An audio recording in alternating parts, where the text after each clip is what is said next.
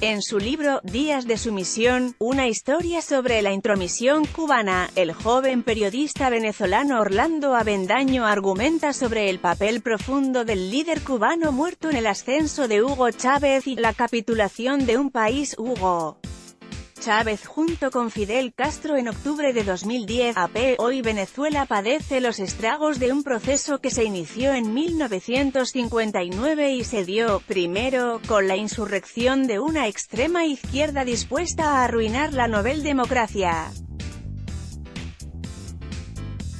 Continuó con la infiltración en las Fuerzas Armadas y concluyó con la consolidación de Hugo Chávez y la capitulación de todo un país que cedió a la antipolítica para colaborar con la destrucción del sistema democrático. El diagnóstico sobre el origen de la trágica situación del presente pertenece a Orlando Avendaño, quien acaba de publicar Días de sumisión, una historia sobre la intromisión cubana, en su libro, El periodista.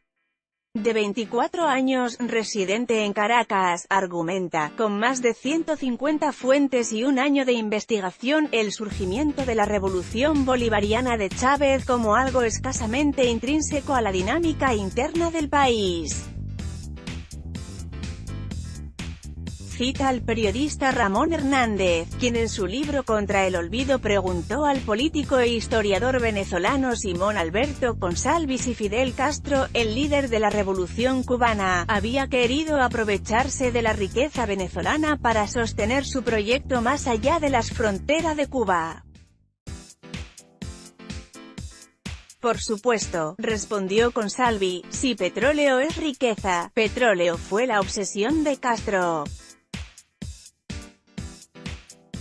A partir de esa noción, Avendaño analiza la injerencia de La Habana en su país, y el papel de la izquierda y la izquierda extrema en lo que llama, sin ambajes, el desmantelamiento de la democracia venezolana. Porque durante 4 décadas el Palacio de Miraflores fue sede de poderes democráticos, explicó.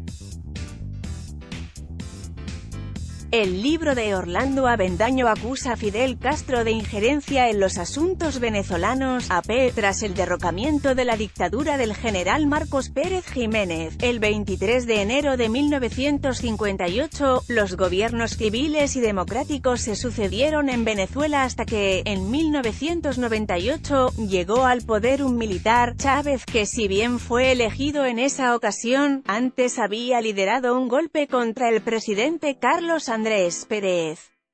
Diversas modificaciones a las leyes venezolanas, incluida la Constitución, permitieron que, sobre la base de profundas divisiones en la ciudadanía y a pesar de la muerte de Chávez en 2013, su grupo permaneciera dominante. Sintetizó Avendaño, el 2 de febrero de 1999, Fidel Castro estuvo en el Palacio de Miraflores. Ya antes había visitado la sede de la presidencia de Venezuela, pero esta era su primera entrada triunfal. Entraba como lo hizo en Santiago y, luego, en La Habana, pero de una forma mucho más discreta, sin bulla y con prudencia. Nadie lo notó, pero ese 2 de febrero, quien tomaba el poder era él, no Hugo Chávez. Los hechos lo demostrarían y todos los venezolanos comprenderían, quizá de la forma más odiosa y detestable, que en las elecciones de 1998 no triunfó la democracia, en cambio, se impuso la dominación de un Estado sobre otro. Hugo Chávez junto con Nicolás Maduro en 2012, con una copia de la Constitución bolivariana, AP, Días de sumisión se ordena en 3 partes, la insurrección, la infiltración, y la consolidación, que ofrecen un marco de antecedentes y hechos. Sí, la insurrección habla sobre los años de la lucha armada en Venezuela y el papel, como norte moral y financista, de Castro. La infiltración explica cómo, una vez aplastadas, las aspiraciones revolucionarias continuaron de otra forma, con la conformación de logias dentro de la Fuerza Armada, por medio de las cuales la izquierda fue penetrando el mundo castrense, siempre bajo la tutela de Fidel Castro.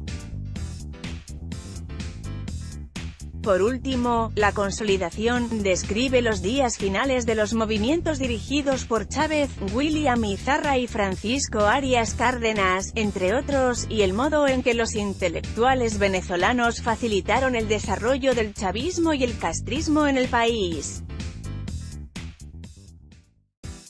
Orlando Avendaño, periodista venezolano y autor de Días de Sumisión, luego con Lula da Silva, Cristina Kirchner, Evo Morales, Rafael Correa, Michelle Bachelet, Daniel Ortega y Manuel Zelaya, obtendría sus siguientes victorias.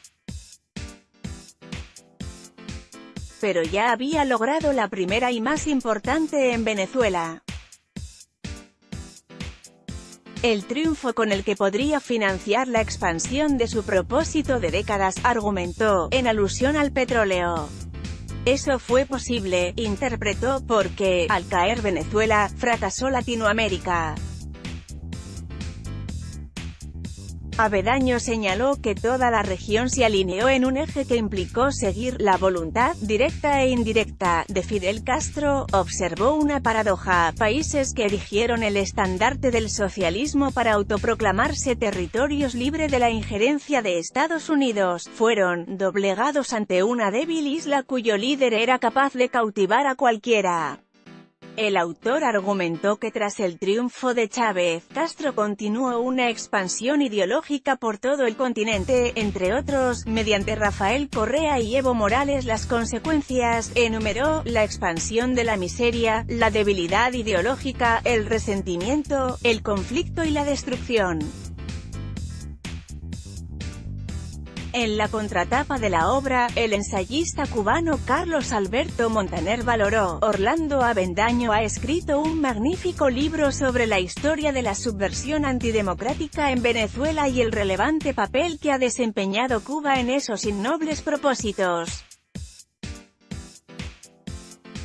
Tras elogiar la investigación y la documentación, destacó que Días de Sumisión tiene la virtud de la ponderación, no es neutral, lógicamente, y no debe serlo, pero es objetiva, como se espera de un ensayista serio. Avendaño le ha hecho un gran favor al análisis de los asuntos venezolanos contemporáneos. Un magnífico libro sobre la historia de la subversión antidemocrática en Venezuela y el relevante papel que ha desempeñado Cuba en esos innobles propósitos, calificó Carlos Alberto Montaner. En su prólogo, la historiadora de la Universidad Católica Andrés Bello, donde Avendaño se graduó en Comunicación Social, María Soledad Hernández Bencid elogió el riguroso hilo cronológico que siguió el autor para mostrar los años de avatares, de sinsabores, de aciertos y desaciertos, de imperdonables irregularidades que permiten el ascenso de una generación de oficiales que, organizados en logias, propagan una narrativa golpista en los cuarteles, contrastando con los mecanismos institucionales y democráticos que guían la República durante 40 años. Entre los testimonios inéditos que reunió Avendaño, se destacan las entrevistas al guerrillero Douglas Bravo, el general Cliver Alcalá Cordones, miembro de la logia de Chávez, el diplomático Diego Arria, amigo del presidente Carlos Andrés Pérez, Enrique Aristeguieta Gramcho, miembro de la Junta Patriótica, y el general retirado Ángel Vivas. Actualmente la situación de Venezuela es en extremo crítica. Los oscuros días, dice Avendaño. En la presentación de su texto en Panam Post, el joven periodista agradeció a muchos de los que lo ayudaron a completar su libro, pero también, de forma paradójica, es un deber que reconozca a la dramática coyuntura que hoy padece Venezuela, agregó. Los oscuros días han servido para impulsar esta investigación. Fuente: Infobae.